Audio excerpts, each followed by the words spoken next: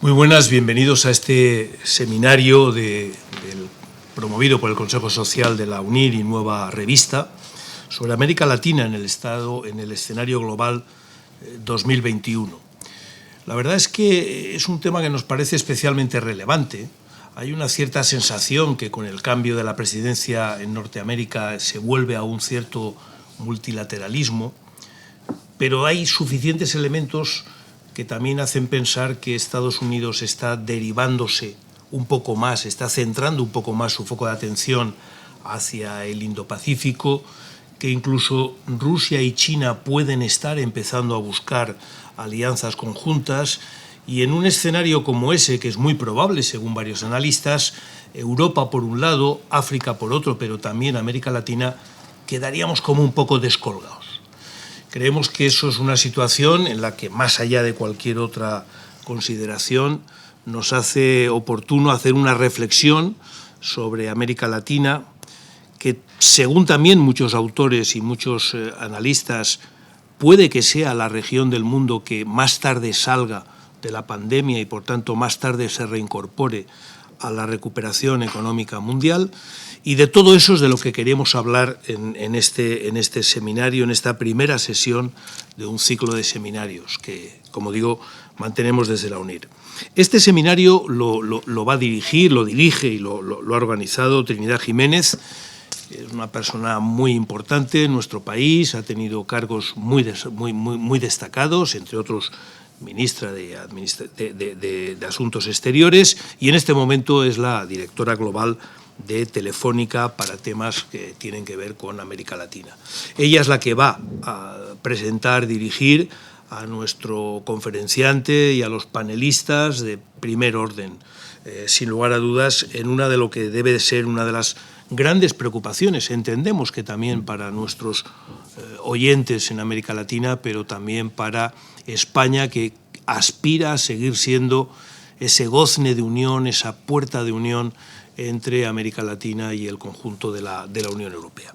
Estaba oyéndote hablar de Estados Unidos, y más allá de que a Estados Unidos le importe más o menos América Latina, a España le importa mucho.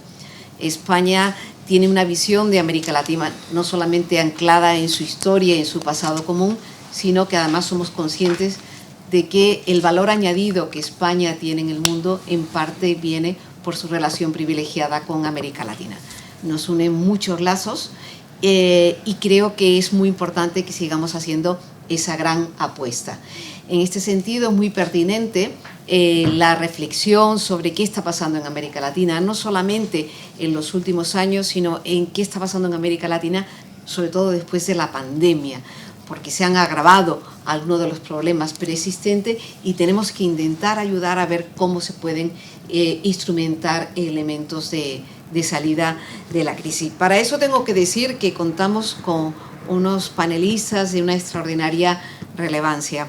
Yo aprendí hace mucho tiempo que para hablar de América Latina lo primero que hay que hacer es empezar a hablar y citar a Borges, porque realmente centra mucho el debate. América Latina es muy grande y, como Borges decía, pensar es olvidar las diferencias. Lo que van a ustedes escuchar durante los próximos minutos pues es una idealización de lo que ocurre en América Latina, pero para saber lo que pasa en cada uno de los países de la región, pues los detalles son los importantes, y aquí vamos a estar hablando de generalidades, que espero que no signifique que sea superficial el análisis que les vamos a intentar pasar. Y la pregunta era, ¿qué es lo que le ocurre a América Latina en el COVID?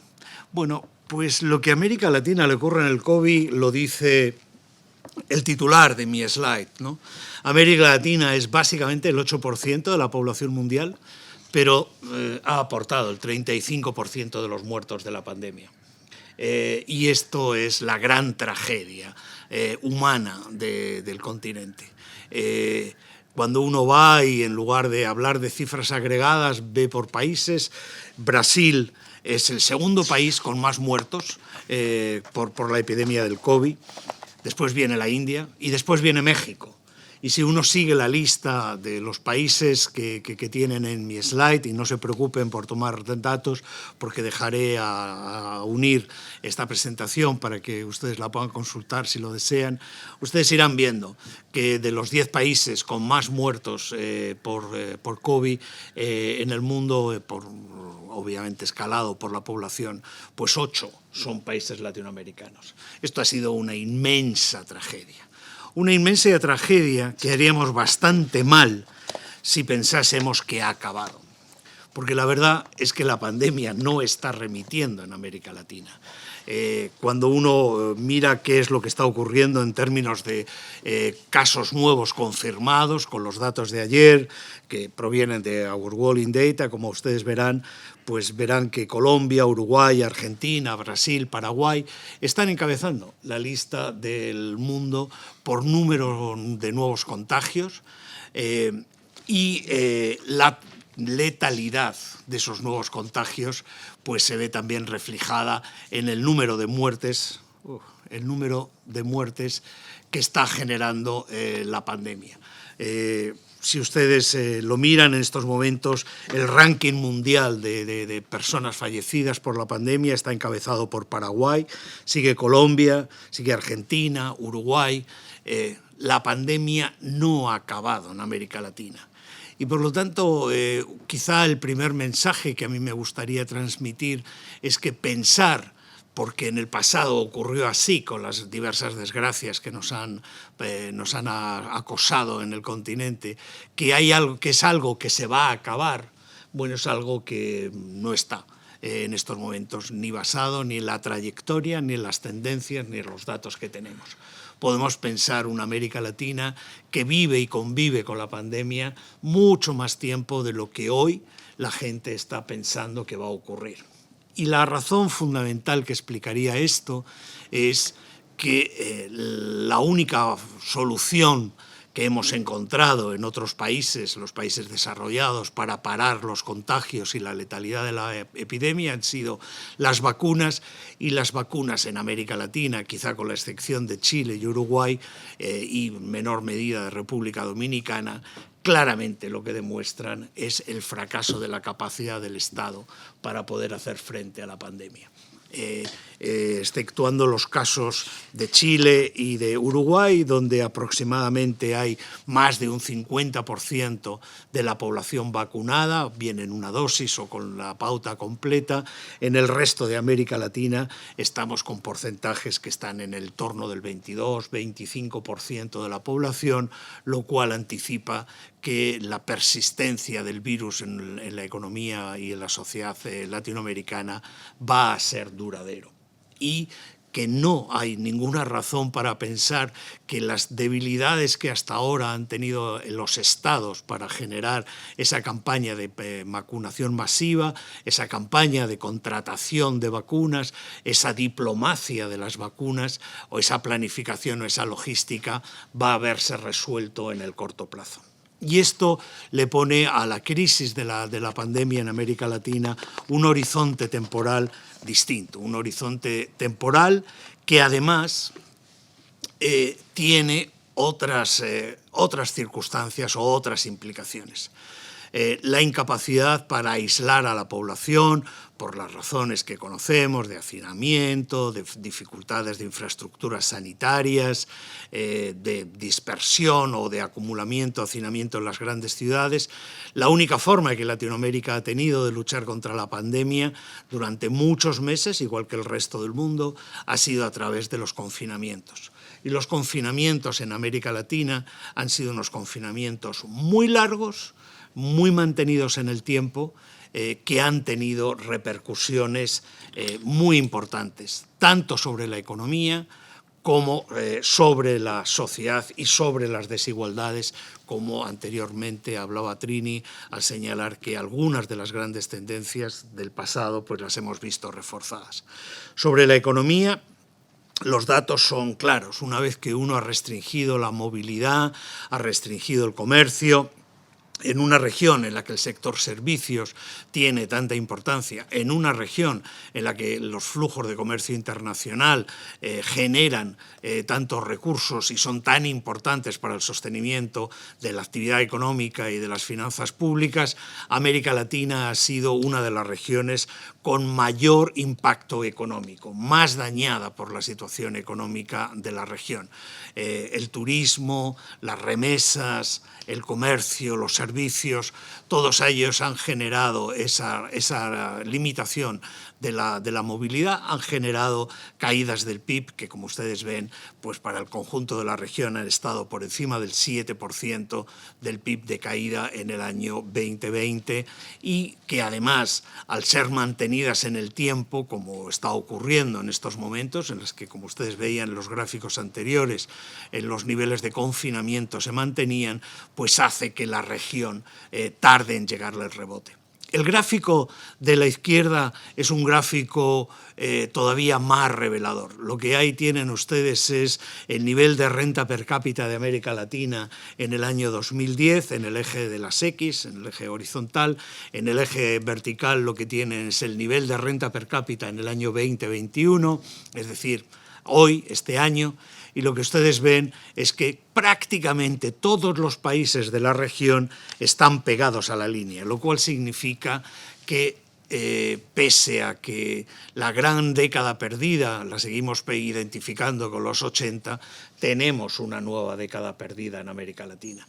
Y la década no es que se vaya a producir, es que ya se ha producido. Es que en los últimos 11 años el nivel de crecimiento de la renta per cápita en la región ha sido muy, muy moderado y probablemente tenemos algunos casos polares. Argentina y Venezuela, que como ustedes ven están por debajo de la línea, es decir, tienen hoy menos renta que la que tenían hace una década en términos constantes, y por encima de la línea, realmente despegados de esa línea bisectriz, de esa igualdad de rentas per cápita, solo están Panamá, Chile y Uruguay.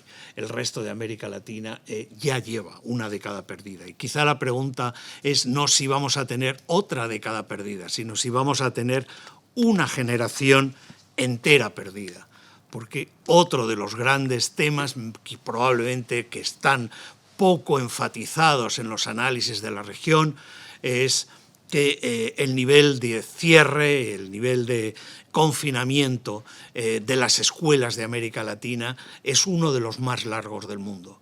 En América Latina las escuelas llevan cerradas mucho tiempo, llevan cerradas tanto tiempo que lo que estamos arriesgando es a tener a una nueva generación, digamos, de jóvenes, de niños, que no van a estar escolarizados.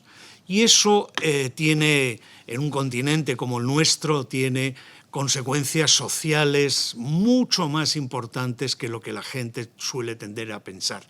Las escuelas en América Latina no solo son un lugar donde se aprende, y después de un año cerrado, pues es muy fácil prever que lo que vamos a tener es un aumento del abandono escolar, de dificultades de aprendizaje y de retraso. En América Latina las escuelas también son un lugar donde los niños se alimentan. Y el haber tenido cerradas las escuelas tanto tiempo ha generado problemas, digamos, para la población, los deciles más pobres y más dependientes del sistema, ha tenido impactos sobre la nutrición que comienzan a verse. Por ejemplo, en el Ecuador, el 20% de los estudiantes que están encuestados por UNICEF lo que declaran es que han tenido un problema de sobrepeso por una deficiente alimentación y tienen un problema de obesidad que llega al 11%. Recuerden que México es el país con las tasas de obesidad más altas del mundo.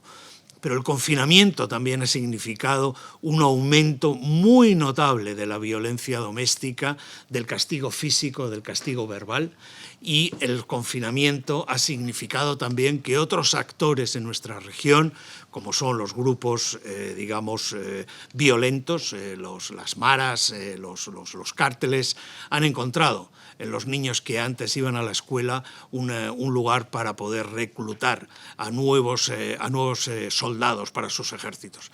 Hay un artículo que tienen ahí su link, en la que se habla del conurbano de Buenos Aires y donde se dice algo que es terrible desde todo punto de vista, que el dealer de las drogas ha reemplazado a la maestra como el que genera los modelos de comportamiento social y de autoridad en los barrios. Las escuelas, ese impacto sobre las escuelas todavía hoy no lo estamos midiendo en las estadísticas, pero para mí es el punto que puede, si no ponemos medios a nuestra disposición para poder cerrar ese gap que se está abriendo, nos puede llevar no solo de perder una década, una nueva década, sino perder una nueva generación de latinoamericanos con consecuencias imprevisibles para nuestra convivencia. En términos de recuperación económica, y no voy a entrar en gran detalle, lo que ustedes ven es cuándo en cada uno de los países se puede recuperar el nivel de renta per cápita que tenían en el año 2019 si mantuviésemos constantes las políticas que los gobiernos han ido anunciando y teniendo en cuenta las caídas en el 2019 y en el 2020. Y hay cosas que nos sorprenden y otras que nos sorprenden menos. Probablemente una de las grandes sorpresas es encontrarse con Paraguay como el nuevo niño modelo de América Latina. Paraguay sería el país que en primer lugar encontraría la posibilidad de recuperar su nivel de renta per cápita y lo haría en el año 2021. Después tendríamos recuperando los niveles de renta per cápita en el 2022 a países más o menos tradicionales y muy importantes, Brasil, que es un tercio de América Latina, Chile, República Dominicana y Guatemala, que como ustedes saben, pues su volatilidad es muy pequeña, o sea, nunca pasa ni nada muy bueno ni nada muy malo en Guatemala, y mantendrían, digamos, el nivel de renta per cápita del 19 en el año 2022. Después tendríamos países que en el pasado han mostrado un cierto dinamismo económico y que estarían en estos momentos quedándose atrás fundamentalmente como consecuencia de la contundencia que ha tenido la caída y sobre todo la persistencia de los confinamientos y del impacto de la epidemia, como serían Colombia, Costa Rica, Nicaragua, Perú y Uruguay. Y después tendríamos países que realmente están en una situación muy complicada, bien porque su policy mix de políticas económicas es un policy mix con menos opciones que las que tienen otros países, porque tienen menos instrumentos a su disposición o menos márgenes de maniobra, o porque tienen situaciones políticas que impiden la adopción de esos consensos nacionales que podrían empujar al país. Y en ese caso pues tendríamos a Argentina, Ecuador y Venezuela y probablemente pues a Haití, que como siempre está en el fondo de los rankings que uno hace de la región. Esta sería la parte económica de la región. Parece como si sobre nosotros hubieran pasado los 4 jinetes del apocalipsis, pero para introducir un poquito, digamos, de buenas noticias, pese a todo lo que hemos hablado, esa tragedia humana y esa tragedia económica en caída del PIB, una de las cosas que frecuentemente se dicen poco de América Latina, de lo que ha ocurrido en los últimos años, es que América Latina ha sido capaz de evitar las crisis que tradicionalmente uno tenía asociadas a un derrumbe económico como el que estamos contemplando delante de nuestros ojos. O sea, en cualquiera de las décadas en las que yo como economista he estado cerca de América Latina, y son 4, 2 del siglo pasado y 2 de este, cualquiera de las circunstancias que hemos hablado hubieran sido suficientes para generar una crisis de deuda soberana, y esto estaríamos hablando de los defaults de América Latina, hubiera sido suficiente para hablar de fenómenos hiperinflacionarios o hiperdevaluaciones en la región, o estaríamos hablando de crisis bancarias. Y ninguna de esas 4 jinetes del apocalipsis macroeconómico ha aparecido por el momento. Ni hemos tenido defaults, ni hemos tenido hiperinflaciones, excepto en el caso de Venezuela, ni hemos tenido crisis bancarias, ni hemos tenido crisis cambiarias. Lo que significa que América Latina algo aprendió y algún tipo de institucionalidad y de capacidad de respuesta y resiliencia tiene. Y esa capacidad ha sido su macro. La macro venezolana ha soportado los empujes de un shock externo fenomenal y ha sido capaz de sobrevivir al menos hasta el momento, y eso hay algo que hay que reconocer. Es verdad que no todo está tan bien como antes, pero incluso cuando uno ve qué es lo que ha ocurrido con la inversión o con el ahorro, pues vemos que, excepto algunos casos muy puntuales de países, estamos más o menos en los promedios que hemos mantenido en las últimas 10 décadas. Es verdad que cuando uno habla de inversión y hablamos de inversiones en torno al 17% del PIB, pues no es lo que te da más confianza en lo que pueda pasar en el futuro, pero América Latina ha sido capaz de seguir creciendo con tasas de inflación cercanas a ese 17% en el pasado. La inflación, como ustedes ven aquí, excepto en el caso de Venezuela, que la he opté a partir de este gráfico de sacarla fuera, porque si no todo lo demás se me quedaba muy pegadito y no había mucha claridad. Excepto en Argentina y Venezuela, pues la inflación está subiendo, pero no de una manera que uno pueda anticipar que va a ser el problema de la región, el problema macro de la región. Las políticas fiscales, pues aunque ha habido una respuesta anticíclica que ha sido muy inédita, porque en el pasado eso jamás ocurría, aquí ha habido un aumento de los gastos o una dejación de la recaudación de ingresos fiscales, pues la verdad es que las situaciones no están tan alejadas de lo que ha sido nuestro promedio. Lo único que hacen estos gráficos es demostrar que lo que estaba bien se ha mantenido y lo que estaba mal pues no se ha podido corregir, pero estamos en unas situaciones macro muy similares. Los déficits públicos han aumentado, pero no han aumentado como lo que vimos en los 80s o lo que vimos en los momentos del desarrollismo más enloquecido de los años 60 y 70. Son situaciones que todavía son manejables, sobre todo si el crecimiento volviera, y los niveles de endeudamiento, probablemente con la excepción de Brasil, que es el único país de la región que se lo puede permitir porque tiene un mercado interno súper amplio en el que puede colocar los títulos para financiar de forma ortodoxa sus déficits, pues estamos en niveles de endeudamiento que son la mitad de los niveles de endeudamiento que han existido en los otros países. Tampoco tenemos déficits de cuenta corriente desorbitados y que, aunque existen los déficits, la verdad es que la inversión directa ha caído, pero sigue financiando una gran parte de la situación. Mi conclusión, para no entrar en más detalles, es que la macro, bueno, a lo mejor esta vez es diferente, que como ustedes saben son las palabras más costosas en una pareja y en un país. O sea, cuando esto va a ser distinto es cuando estás anticipando que realmente la catástrofe está a punto de llegar, pero realmente en estos momentos creo que la situación hasta ahora lo que ha demostrado es que teníamos algún tipo de activos, algún tipo de institucionalidad que nos ha permitido estar ahí, y que nuestro problema probablemente de futuro más importante no es lo que nosotros podamos hacer, sino lo que nos dejen hacer desde fuera. Nuestro problema es si vamos a seguir siendo capaces de financiar parte de estos programas fiscales que han permitido reducir el impacto sobre el bienestar de nuestras sociedades en algunos países, Brasil, por ejemplo, o Perú. Son casos extremos en los que la política fiscal ha sido profundamente contracíclica.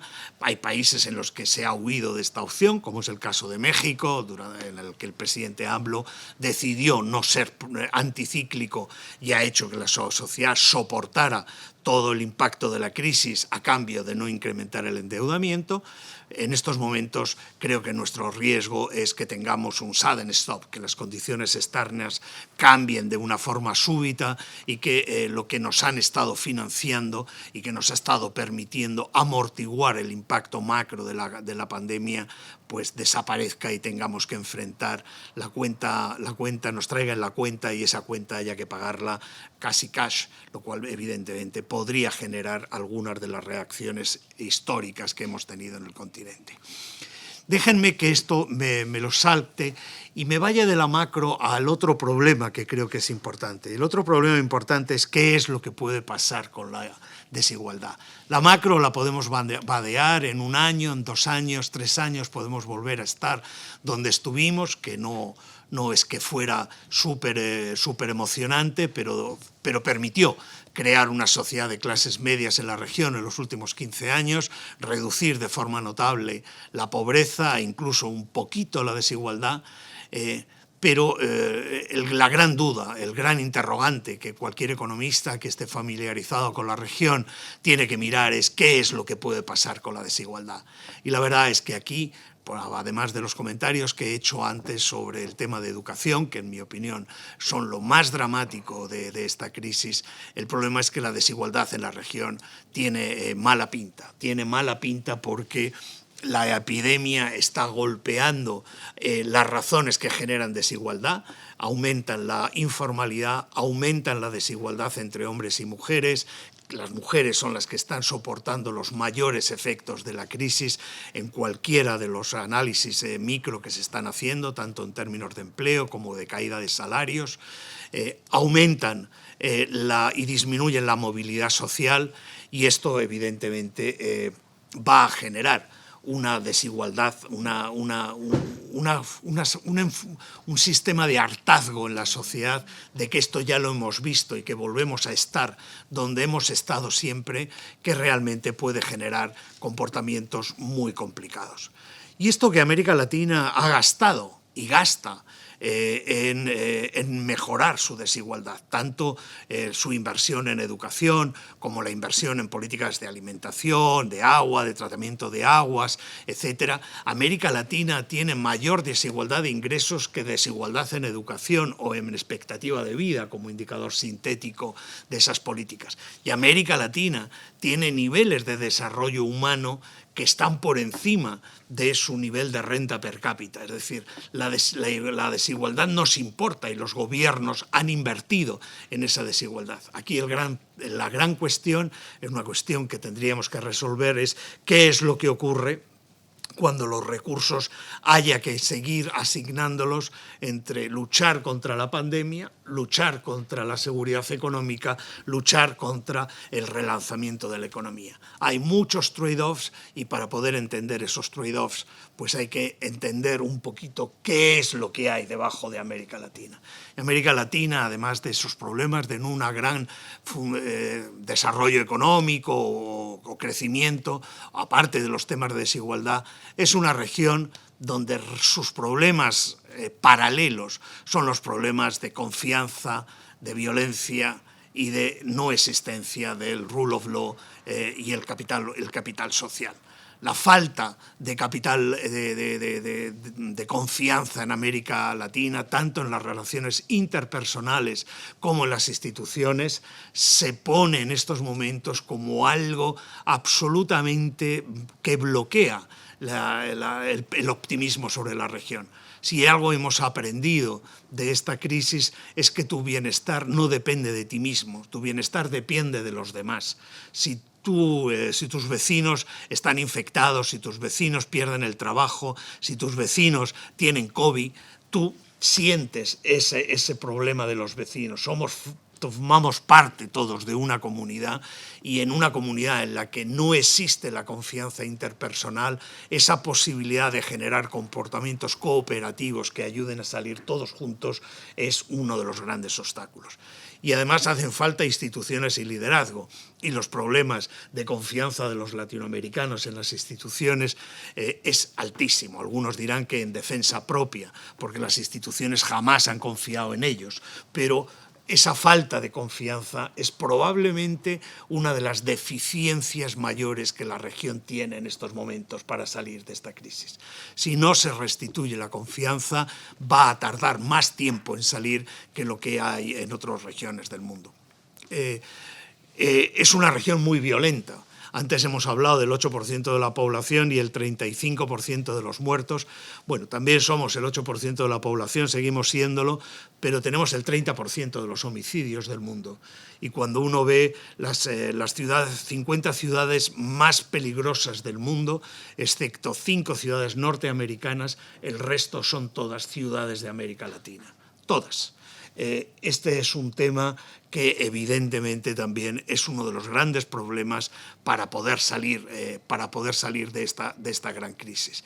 Y después tenemos un problema no tanto de representación y de voice, de forma de expresarnos, sino de calidad de la regulación y de cumplimiento de las reglas, que realmente es algo que exigimos cuando nos enfrentamos a un mundo tan incierto en el que hay que hacer tantos experimentos regulatorios y en los que si uno no confía en los experimentos, no confía en quien los está ejecutando y además no cumple lo que se acuerda, pues realmente puede ser muy difícil de salir.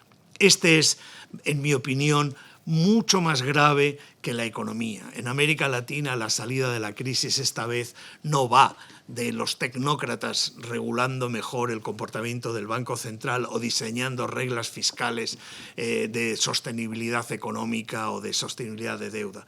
Va de cómo restauramos la convivencia, el rule of law y la confianza entre los individuos.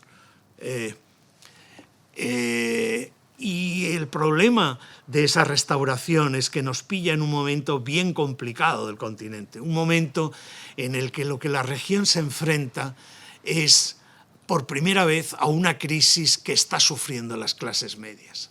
Y las clases medias tienen comportamientos políticos, económicos y de tolerancia al sufrimiento totalmente distinto a lo que hemos visto en los últimos 30 años en la región. América Latina en los últimos 20 años, desde el 2003 básicamente, desde el boom de los commodities con China, consiguió que por primera vez en su historia, desde la independencia, las clases medias supusieran en torno al 60% de la población. Ese 60% de la población, aproximadamente un tercio de la gente que salió de la pobreza y se incorporó a las clases medias, eran clases medias vulnerables. Clases medias que podían volver a ser pobres si llegaba un shock, y el shock ha llegado. Y alrededor de los 50 millones de personas que salieron de la pobreza, se estima que hay alrededor de 20 millones que volverán a ser pobres. Y su comportamiento político, social y económico no va a ser lo mismo que en las crisis de las décadas perdidas de los 80. La clase media tiene comportamientos políticos totalmente distintos, electorales, y va a tener un nivel de hartazgo y de manifestación de su hartazgo mucho más violento que lo que vimos en el pasado. Y es lo que hemos visto en Chile, antes del COVID, es lo que estamos viendo en Colombia, es lo que hemos podido ver en Bolivia, es lo que hemos podido ver en Ecuador. Ese hartazgo de la clase media es mucho más erosivo, mucho más peligroso, digamos, entre comillas, porque peligroso ¿para quién? Para la estabilidad económica que lo que teníamos. Y la verdad es que hay muy buenas razones para estar harto, porque el sistema no ha hecho el delivery de lo que prometía. Mientras que ha habido regiones en el mundo en el que sí han sido capaces de converger a niveles de renta per cápita similares a los países desarrollados, en América Latina no tenemos ni un solo país que haya saltado al desarrollo y los países han aumentado su nivel de convergencia con el hegemón de Estados Unidos en 3, 4, 5 puntos frente a los 15, 20 o 30 de convergencia que hemos detectado en otras regiones del mundo. Y aquí, y esta es mi última parte de mi presentación, creo que es lo que entra a la política. Y esta es mi primera observación. Hablar de política en América Latina tiene muchos riesgos. Los partidos políticos hace mucho tiempo que fueron diluyéndose y sustituyéndose por otro tipo de instituciones que compiten electoralmente. América Latina tiene un corporativismo. De América Latina, cuando uno habla de ella fuera de la región, lo que primero que va a escuchar es asociarla con el populismo. Creo, sinceramente, que en América Latina hoy no se puede entender la política sin introducir el factor religioso. Creo que una gran parte del comportamiento político de nuestra región está basado en una idea muy sencilla, que es la idea que Ciro Gómez, que es la persona de la que tienen ahí el link para que lo puedan ver en YouTube, les dice: somos un Estado laico, pero la Biblia y la Constitución no son libros que tengan conflicto. tenemos que regularlos por los dos. Y ese sentimiento religioso de América Latina explica, en mi opinión, mucho mejor que cualquier análisis de polarización, de populismos, lo que en la región ocurre. La región, ante una exclusión permanente de una gran parte de su masa poblacional, tiene una idea que es una idea absolutamente melancólica, un bucle melancólico de vuelta a una unidad corporativa que nunca existió. Solo existió en la mente de los misioneros jesuitas que crearon las misiones en el Paraguay. La idea del nuevo mundo, de reproducir el mundo de Dios en América Latina y ordenarlo de una forma que fuera un todo orgánico, corporativo, con valores éticos, y que si hiciese falta había que llegar al sacrificio para la redención, es algo que es el único pensamiento que ha persistido en América Latina en los últimos 3 siglos. Desde la Ilustración perdió la batalla de la razón en la región. La razón siempre ha sido la de las élites, buenas o malas, pero la razón ha estado en las élites. El sentimiento de que todos somos uno, de que todos tenemos que salvarnos juntos, es lo que está en gran parte de los movimientos políticos que en la región han tenido éxito en el pasado. Unas veces se llaman populismo, unas veces se llaman Perón, otras veces se llaman Fidel Castro, otras veces se llaman Chávez, otras veces se llaman Bergoglio. Pero la idea de que somos todos uno y que con uno nos tenemos que salvar a través de la autoridad, la jerarquía, una serie de valores, y que hay que defenderse de lo que nos viene de fuera, que es la razón, la Ilustración, la apertura al exterior, creo que es una de las razones que están detrás de muchas de las cosas que tenemos en América Latina. En América Latina tenemos santos laicos, y esos santos laicos, que son los padres fundadores, los revolucionarios, son gente que, como Krauss ha demostrado, lo que aceptan es que el mundo es natural, el mundo no lo crean los hombres, y por lo tanto respetar a la legalidad no es algo que esté en la naturaleza humana. Uno respeta las leyes naturales, pero no respeta las leyes. Y además, si las leyes le van mal, tiene el derecho a la insurrección, tiene el derecho a la rebeldía. Y ese es el gran problema de la región. Es un problema en el que ni hemos sido capaces de crear la armonía que en otros países en los que la razón triunfó hemos sido capaces de crear, más o menos, y no hemos sido capaces de excluir la revolución como mecanismo para la redención de ese pueblo. Y esto es algo que uno ve en los líderes viejos y en los líderes nuevos. O sea, la apelación al sentido religioso de América Latina está ahí. Esto es una maldición, esto nos está ocurriendo, es un castigo de Dios, pero hay que tolerarlo. Esta idea sigue estando ahí y puede acabar, pues como Fernando de la Rúa, con un helicóptero saliendo de la Casa Rosada porque la rebelión está... No hay nuevos líderes en América Latina. Por mucho que insistáis, por mucho que miréis los números, siguen siendo el mismo líder, siguen siendo predicando lo mismo y haciendo lo mismo. Y por lo tanto, pues probablemente, si no cambiamos esa tendencia, pues los resultados pues seguirán siendo muy, muy parecidos. Y va a haber forma de ver quién falla. Hay una cierta necrofilia política en América Latina, ideológica, de recuperar ideas que están muertas.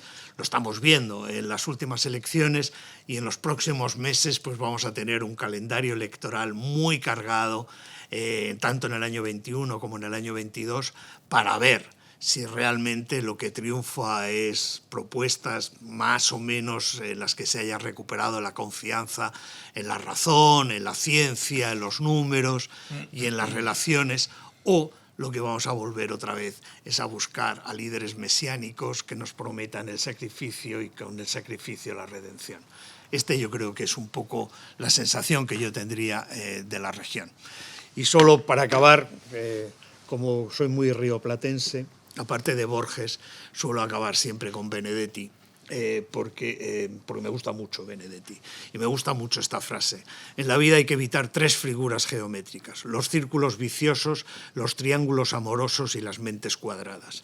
Si en América Latina consiguiéramos evitar 2 de los 3, creo que nos podría ir mucho mejor en la próxima década, porque creo que es donde está la historia. Los círculos viciosos, recuperar ideas muertas es muy mala idea, y tener mentes cuadradas para un mundo que está cambiando a la velocidad a la que está cambiando, creo que también da muy pocas oportunidades a la gran mayoría de la sociedad latinoamericana. Moisés Naim suele decir que en estos eventos hay gente que es optimista y hay gente que es pesimista, ¿no? Y normalmente cae en el debate, ¿no? Y él dice que lo que hay que ser es realista, ¿no? Hay que tomar la situación que hay y ver un poco cuáles son las cosas. Yo me considero un optimista, y la definición para mí de un optimista es una persona que es un realista bien informado. Entonces voy a tratar de usar algo de mi información para traer una visión un poco más optimista de América Latina. Voy a hacer un par de comentarios sobre algunas cosas que dijo José Juan, y luego voy a tratar de construir una historia que a mí me gusta llamar ¿por qué Latinoamérica? ¿Por qué Latinoamérica? Y sobre todo me gusta hacer esta pregunta cuando estoy en España. ¿Por qué Latinoamérica para España? Y voy a tratar de contestar esta pregunta, pero antes de argumentar por qué Latinoamérica, déjeme dar un par de cifras que yo creo que son importantes, porque nosotros solemos decir que tenemos el mismo idioma, allá hay plazas de toros, aquí también, compartimos la cultura. A José Juan le gusta mucho la literatura latinoamericana, yo amo la literatura española, pero la verdad es que a veces hay que hablar un poco de las cifras de negocios, ¿no? Y para mí la cifra de negocios más importante es que España es el segundo inversionista en América Latina después de los Estados Unidos, que es el hegemón que ha estado siempre ahí. Pero sin embargo España ha logrado posicionarse mucho mejor que otros países de la región. Tiene que ver con esta afinidad cultural e histórica que yo creo que es muy importante. Pero hay otro dato que es muy importante. Muchos de ustedes han oído hablar de las empresas multilatinas. Las empresas multilatinas son aquellas que empezaron moviéndose de país en país en América Latina, se hicieron muy grandes, y yo les voy a dar el dato de que esas empresas, cuando vienen a Europa, obviamente su mercado natural es Estados Unidos por cercanía y por otras cosas, pero cuando vienen a Europa, la puerta de entrada de esas empresas es España, ¿ok? Creo que quiero empezar con ese par de datos que son importantes. Y también recordar que durante malas épocas en España, que las ha habido, quiero recordar la crisis de 2008 y la crisis del 2012, muchas empresas españolas han encontrado una válvula de escape en América Latina, sobre todo porque cuando José Juan a veces suele decir que cuando nos va mal, nos va muy mal, pero cuando nos va bien, nos va fenomenal, ¿no? Y lo cierto es que durante el 2004 y 2014 nos fue fenomenal. Y déjeme darle un dato que es importante. ¿Qué pasa cuando nos va fenomenal? ¿Qué cosas puede hacer América Latina cuando le va fenomenal? La pobreza en el año 2002 en América Latina era casi el 50% de la población. 45% de la población en América Latina era pobre. Cuando el boom de los commodities estaba en su máximo apogeo, la pobreza cayó al 27%. Es cierto que luego vinieron estos años en los cuales no hemos crecido muy bien, y luego yo soy más de películas que de libros, y nos cayó la tormenta perfecta. Nos cayó todo encima, el COVID, la crisis económica, etcétera. Pero la pobreza se mantuvo alrededor del 27% antes que llegara el COVID, ¿ok? Lo que quiere decir que hubo cierta resiliencia en la lucha contra la pobreza. Es cierto que la desigualdad cayó menos, pero quiero destacar una de las razones por las cuales cayó la desigualdad durante ese periodo en América Latina. Y tiene que ver con uno de los grandes cánceres que tiene América Latina, que es la informalidad en el mercado laboral. Cuando la desigualdad cae, en el caso de América Latina, cae porque se empiezan a crear empleos formales. Y el empleo formal se crea cuando empresas formales van a invertir a América Latina. Porque la brecha salarial entre un informal y un formal en nuestros países es casi infinita. Así que cuando creamos empleos formales es importante. Y lo voy a dejar ahí en el disco duro, porque creo que quiero volver a cómo crear empleos formales. Ahora, ¿cuáles son las razones para ser optimistas sobre América Latina? Voy a nombrar algunas. Unas ya las dijo José Juan. Si ustedes analizan la que le cayó a América Latina con el COVID, se cayeron las remesas, o sea, lo que envían los trabajadores de los países desarrollados a los países desarrollados. Se cayó el turismo, importantísimo en el Caribe, importantísimo en México y en Centroamérica. Se cayeron todas las exportaciones, como en todo el mundo, pero América Latina principalmente porque si cerró China no se podían vender materias primas. Y encima de todo eso tuvimos los confinamientos más largos de América Latina. Y el manejo macroeconómico, o sea, yo creo que un economista latinoamericano pronto debería recibir el premio Nobel, ¿no? Porque a pesar de todo la que le cayó, la mayoría de los países manejaron de manera adecuada su macroeconomía. Yo creo que ese es un punto a favor. Otro punto que quiero destacar es que es cierto que las instituciones no son tan fuertes como en otras partes del mundo. Pero cuando uno ve los índices mundiales de democracia, por ejemplo el de IDEA, a mí siempre me gusta recordar que la tercera región más democrática del mundo es América Latina, después de Europa y Estados Unidos. Comparen con otras regiones del mundo, no hay que tener mucha imaginación para verlo. Es cierto que estas democracias no son perfectas y se pueden mejorar, pero lo cierto es que en la mayor parte de los países se respetan los resultados electorales y las instituciones han tenido cierta mejora. Y el último dato que quería dar antes de entrar a mis razones para ser optimista en el mediano y largo plazo es que por primera vez en la historia de América Latina tenemos un número récord de estudiantes en educación superior. Y a mí a veces no me gusta hablar tanto de desigualdad, ¿no? Porque como José Juan comentaba, la desigualdad es un concepto que a veces solo se enfoca en el ingreso. A mí me gusta hablar de la movilidad social, definiendo la movilidad social como que el hijo de alguien le vaya mejor que a sus padres. Y lamentablemente, cuando uno ve ese indicador en América Latina, la movilidad social es baja. Y en los países en que esa movilidad ha mejorado, tiene que ver con educación, tiene que ver con salud, tiene que ver con la creación de empleos formales. Y por eso yo creo que una gran prioridad para los gobiernos de América Latina va a tener que ver con cómo incrementar esa movilidad social. El gran reto está, y yo estoy de acuerdo con José Juan, en que la educación va a ser fundamental para poder crear. Y me gusta decir esto en este foro porque estoy en una universidad y estoy en la UNIR, y es obvio que muchos latinoamericanos han buscado una mejor oportunidad consiguiendo una educación superior. Un dato interesantísimo, siempre me ha llamado la atención, la diferencia entre un rico y un pobre en Brasil, que es el país con la mayor desigualdad de América Latina, es que el rico está en primer año de universidad, no importa de dónde venga, porque la diferencia es tan abismal en el ingreso que puede ganar un universitario con respecto a alguien que no tiene educación, que eso para mí es fundamental. Ahora, ¿qué es lo que viene en América Latina? Voy a darle dos razones por las cuales yo soy optimista del crecimiento y de las posibilidades de negocios. En primer lugar, recordemos que los socios comerciales de América Latina son Estados Unidos y China.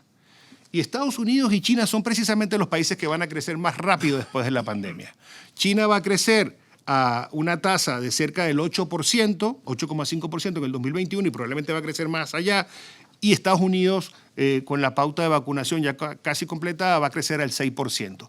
Esto va a impulsar las exportaciones de Norteamérica, México, Centroamérica y el Caribe. Ya está volviendo el turismo a las islas del Caribe, por ejemplo, en República Dominicana, y al mismo tiempo esto va a causar una demanda importante de los commodities o de las materias primas que exporta América del Sur. Ahora, la pregunta es, vamos a tener, muchos analistas están hablando del próximo boom de los commodities. Y yo les voy a decir que yo creo que vamos a tener un nuevo boom de los commodities. Y les voy a dar 2 o 3 razones por las cuales yo creo esto. Si ustedes recuerdan el boom de commodities anterior, que fue desde 2004 al 2014, la razón principal fue China. ¿Qué pasó con China durante los 2000? China empezó a crecer a tasas del 10%, 12%, los chinos empezaron a salir de la pobreza y empezaron a demandar cosas. ¿Qué son esas cosas? Empezaron a demandar mejores viviendas, empezaron a demandar carne, empezaron a demandar soja. Y eso fue lo que causó el primer boom de los commodities. Ya ese no es el caso. China está convergiendo a unas tasas de crecimiento muy bajo, pero les voy a dar el factor sorpresa ahora. El factor sorpresa se llama India. India tiene 1.500 millones de población menor de 30 años y crece a tasas superiores al 7% anual. No estoy diciendo que esto va a ser algo de probablemente corto o mediano plazo, pero yo lo que veo es que la próxima China va a ser la India. y eso va a tener un impacto muy importante para América Latina. Y el segundo factor que quiero destacar es el factor que tiene que ver con lo que va a pasar post-pandemia. Todos nos estamos moviendo a comprar por Internet. Y la compra por Internet, aquellos de ustedes que gestionan empresas se deben de estar dando cuenta que todos sus proveedores le han subido los precios de transporte, le han subido los precios de insumos, etc. ¿Por qué? Porque la demanda para hacer lo que la pandemia nos está demandando sobrepasa toda la capacidad productiva actual. Esto va a implicar un aumento de todos los minerales y no tengo tiempo para entrar en lo de la economía verde y la nueva generación de la Unión Europea, que va a implicar una demanda fenomenal para todo aquello que tiene que ver con lo verde. Y lo verde tiene que ver con litio, tiene que ver con construir coches eléctricos y esto va también a provocar un aumento de los commodities. Hablando solamente de minerales. Y finalmente, alimentos, que en alguna discusión que tuvimos previa habíamos pensado si todos los commodities iban a subir de precio o no. Yo creo que el factor India va a tener un impacto importante sobre el sector de los alimentos. Y termino simplemente con algunas ideas de sectores que van a ser bien interesantes para América Latina. América Latina es la región del mundo con la mayor penetración celular del planeta. Esto trae oportunidades digitales, trae oportunidades de fintech, trae oportunidades de educación, inclusive en entornos donde no se puede ir a clases. Yo creo que esto es importante. Va a haber oportunidades fabulosas en todo lo que está relacionado con las materias primas. El hidrógeno verde es ya una prioridad de países como Chile. Hay países como Uruguay que ya el 95% de su producción eléctrica, de energía, es totalmente limpia. Y no se puede hablar en el mundo hoy actualmente de cambio climático si no se habla de América Latina con el 50% de la diversidad del planeta, con el 33% del agua del planeta y con Brasil que tiene toda la Amazonia. Así que va a tener que estar en la conversación, aunque en este momento estamos siendo ignorados. Y finalmente, la recomposición de las cadenas de producción, con lo que aprendimos con China, me parece a mí que va a traer algunas oportunidades interesantes para algunos países de América Latina como México, porque empresas norteamericanas que tenían localizadas alguna producción en China, tanto por la guerra entre China y Estados Unidos que ya hemos discutido anteriormente, como la inseguridad de ese suministro, van a mover o al menos parte de su producción a algunos lugares en México y en Centroamérica. En conclusión, es cierto que la película o la foto en este momento es bastante negativa, pero yo creo que la combinación de factores que acabo de mencionar, la venida de un nuevo commodity boom y algunas mejoras que han habido en la región van a poder producir una visión un poco más optimista en el medio y en el largo plazo. Muchas gracias. Yo quiero centrarme dentro de ese marco que has dibujado en tres brechas agrandadas por la COVID. Y en ese marco no quiere decir que no metamos puntos para el optimismo o puntos para el pesimismo. Simplemente es por dar otra perspectiva. Estando aquí con tres economistas, pues quería apuntar también la parte más social, ¿no?, de esta realidad. La primera brecha agrandada que quiero tocar es la de las mujeres. Es bien sabido que la COVID ha tenido un impacto más importante en las mujeres en todo el mundo.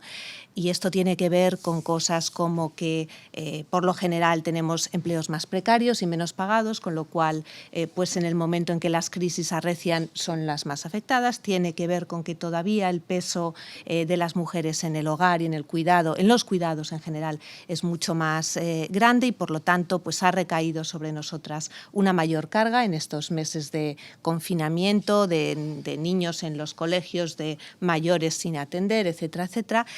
Y esto, que ha sido así en todo el mundo, en el caso de América Latina ha sido corregido y aumentado. Las cifras que tenemos son realmente preocupantes, porque muchos de estos factores son más grandes en términos numéricos si queremos que en otras regiones del mundo, ¿no? Por ejemplo, el peso de las mujeres en el sector de la salud, que se ha visto afectado, entre otras cosas, por los contagios, ¿no? El sector sanitario ha sido el primero en la línea de la batalla y un 57% de los trabajadores de la salud en América Latina son mujeres. Como suele ocurrir también, son en los escalafones más bajos, por lo general, con lo cual pues, todo esto también tiene repercusiones en cuanto a salarios, bolsas de protección, etcétera, etcétera. Pero también hay más mujeres en ese sector informal que has descrito, Germán. Hay más mujeres en esos sectores que en un primer momento se han visto más afectados, como la hostelería, como el comercio minorista, insisto, más allá de la propia informalidad, como la propia educación también, hay una mayor representación de mujeres, con lo cual todo esto ha hecho que el impacto, insisto, sea muchísimo mayor.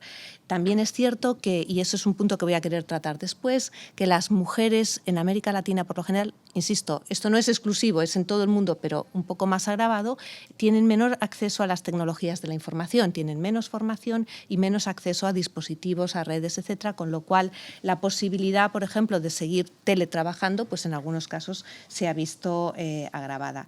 Y hay otro segmento brutal en cuanto a cifras, que es el del servicio doméstico. Cerca del 90% del servicio doméstico en América Latina son mujeres, un servicio doméstico que por lo general, en un 70 y tantos %, es informal. Insisto, todas estas son las redes que explican por qué las mujeres se han visto más afectadas por el impacto de la pandemia. Pero es que las perspectivas que da CEPAL son realmente tremendas.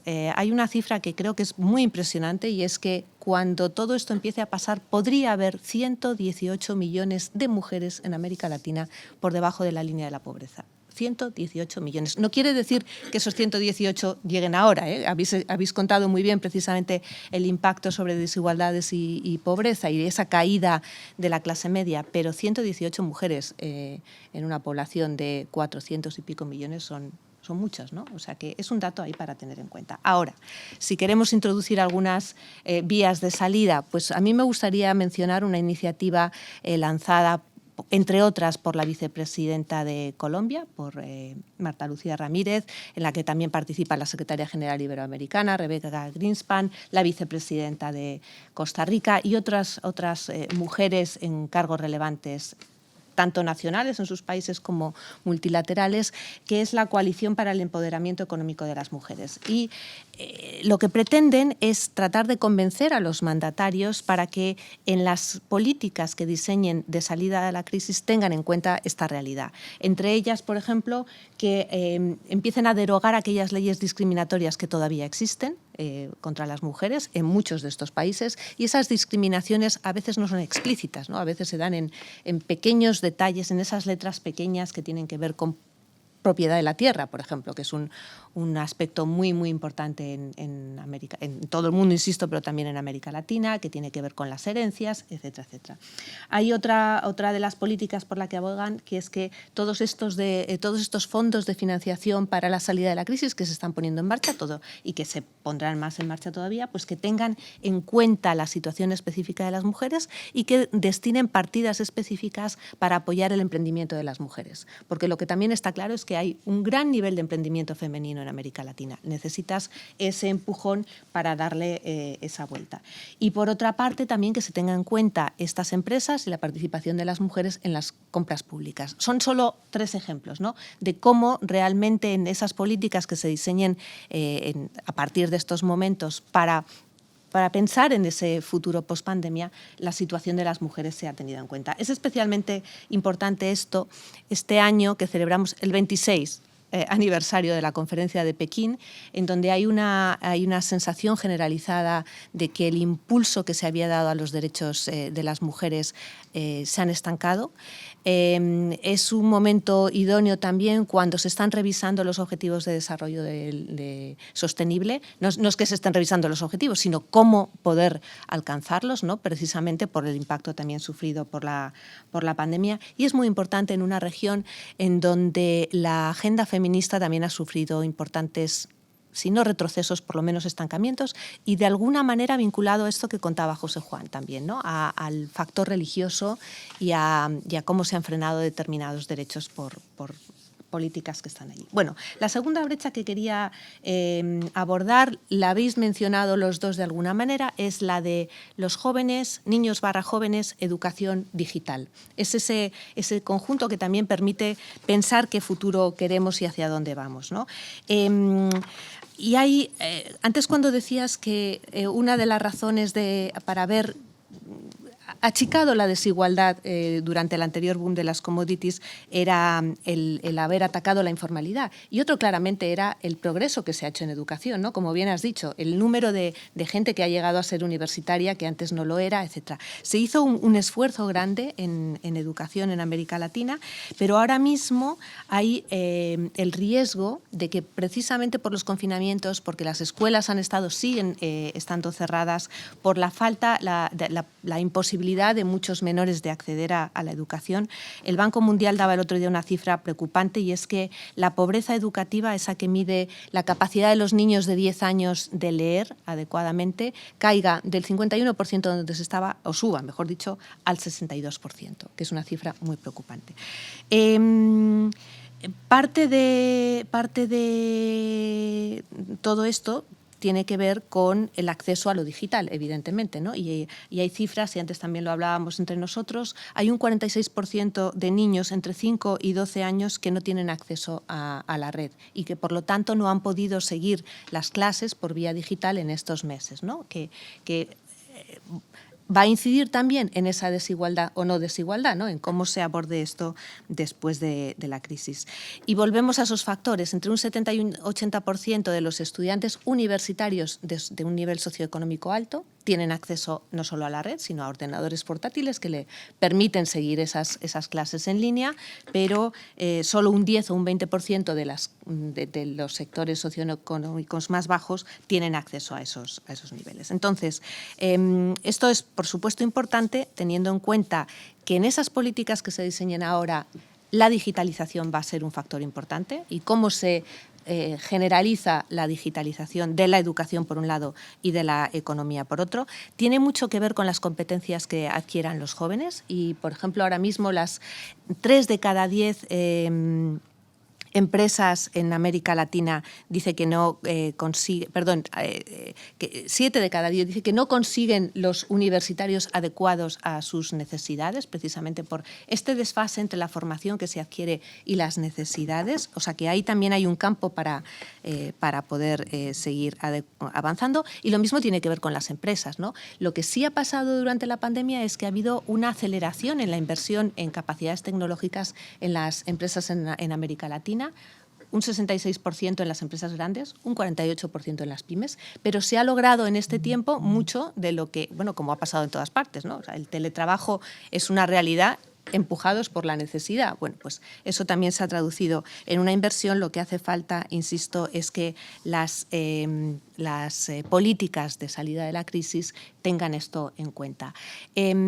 Porque esto también puede incidir, claro, en esas inestabilidades de futuro, ¿no? Según el Latinobarómetro, hay un 51% de latinoamericanos que creen que sus trabajos se van a ver afectados por la robotización en los próximos 10 años. En la medida en la que se genere la capacidad para salvar esa brecha, pues esa inestabilidad social que puede venir por esa falta de trabajos, por ese aumento del desempleo, se puede acometer. Ahora es el momento de acometerlo, ¿no? Pero hay que tenerlo en mente. Y lo mismo, hay algunos países durante la pandemia que sí no solo han invertido las empresas, han invertido los estados con incentivos fiscales, con incentivos a los emprendedores, etcétera, pero seguramente hay que seguir profundizando todo esto. La tercera brecha, la de la presencia global latinoamericana, ¿no? Los que seguimos todo esto de cerca, yo me lamento a menudo y lo habéis mencionado también de alguna manera, ¿no?, del escaso peso que tiene la región en el debate global. Un peso que no se corresponde ni con ese índice de desarrollo humano que mencionabas antes, José Juan, ni con la capacidad educativa, sí, de unas élites, pero que están también en la élite global. Y bueno, hay varias explicaciones, hay falta de liderazgos, hay falta de presión, de alguna manera. Hay también incorporaciones a instituciones que abordan más lo global sin fijarse, y luego ahora mismo estamos viviendo un parón en el multilateralismo regional, ¿no? Con dos de las instituciones multilaterales financieras, como son CAF y como son BID, ancladas en problemas de gobernanza global, de gobernanza interna, que no es que las haya paralizado, pero que realmente sí repercuten, entre otras cosas, en la confianza y en el prestigio que transmiten hacia el exterior, con una organización como la Organización de Estados Americanos, que también está siendo cuestionada por temas de liderazgo y por su propio papel y capacidad para resolver las crisis, ¿no? Y hemos cómo están o cómo ha actuado en determinadas crisis políticas, pues bueno, no ha sido lo que cabría o querría esperarse de una organización así. Y luego, pues, el resto de organizaciones, antes mencionabas, ¿no?, salvo Mercosur, el resto de organizaciones han estado un poco al albur del liderazgo de turno y del impulso que se les diera, pues bien el ALBA o bien Prosur, en fin, pero cuyo recorrido es realmente cuestionable en estos momentos, ¿no? Y esto es también los que nos dedicamos a esto hablamos mucho de ese pecado de la no integración, y yo creo que ya va a llegar un momento en que tenemos que decir basta, o sea, ese no es el tema, hablemos de otras cosas, ¿no? Porque si no funciona por ahí, funciona por otro lado. Pero quería traer también dos puntos para un relativo optimismo. Este año se celebra el 30 aniversario de las Cumbres Iberoamericanas, de la apuesta también de España por participar en ese entorno iberoamericano, y aunque siempre hay colgado de un cuestionamiento sobre su papel, al final es el foro que sigue aglutinando a una buena parte de los líderes iberoamericanos y que mantiene la interlocución. Creo que ese es un punto para tener en cuenta y bueno, hay un camino. El otro es un documento que se acaba de publicar por Carnegie, que hace un repaso al papel del regionalismo en América Latina, y que descubre que pese a todos estos problemas de falta de liderazgos, de captura por las ideologías, etcétera, etcétera, está funcionando la cooperación regional, y está funcionando gracias a haberse creado esa institucionalidad. Primero, a base de la colaboración entre funcionarios y entre gente responsable en todos los países. Está funcionando en temas como las migraciones, como la gestión de la salud, incluso en algunas cuestiones de pura economía y fiscalidad, con lo cual ahí hay una vía. O sea, a lo mejor no nos tenemos que fijar solo en los líderes, sino que realmente se está generando esa posibilidad de trabajar juntos en temas que, como el cambio climático, son esenciales para la supervivencia de la región y del mundo en general. Y luego, si me permitís un solo apunte personal, y es, tú hablabas de por qué Latinoamérica.